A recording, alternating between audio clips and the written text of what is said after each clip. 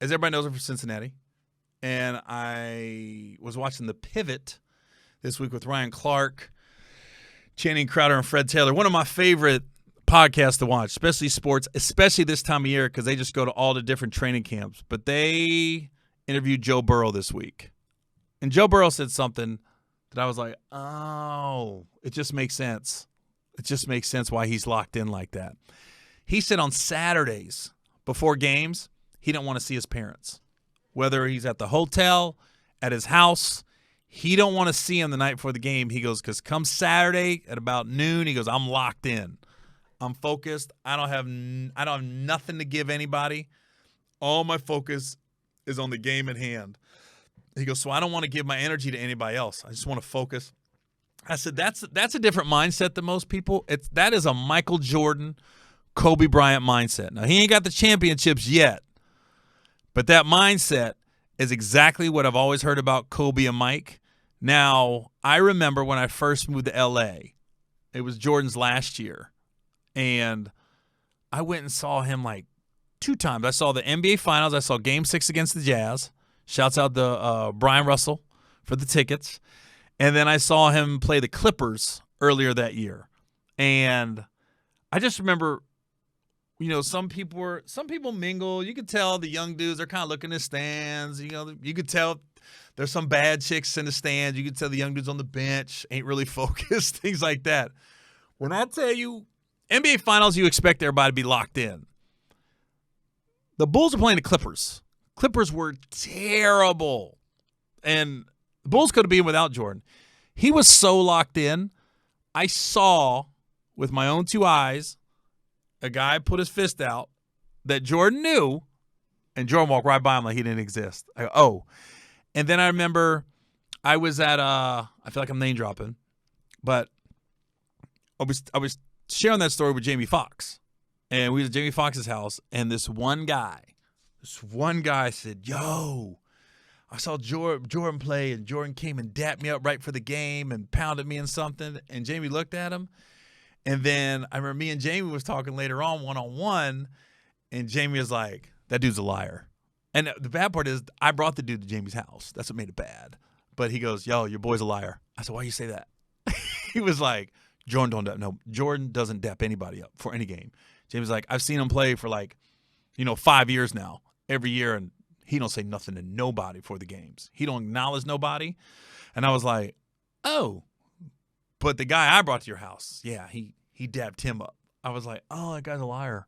And then it's funny because once that got put in my brain, I realized the guy's not really a liar. The guy just used to exaggerate a lot to make himself almost feel important. And then it was funny because I was just like, oh, I started to notice his stories had a little extra sauce on it every time he told it. I was like, you don't have to lie. But he was just like the Jordan dabbing him up right before he walked out. And I was just like, the way Jamie pulled me aside, he goes, yeah, your boy's a liar. I was like, huh? Your boy's a liar. Jordan don't slap nobody's hand. Dap it up.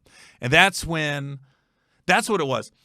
So Jamie told me that, and then the next time I saw Jordan play, the Bulls are playing the Clippers, and I realized, oh, shit, he don't dap nobody up. The NBA Finals is different, but I was like, he don't dap nobody up. So, yeah, my boy was a liar.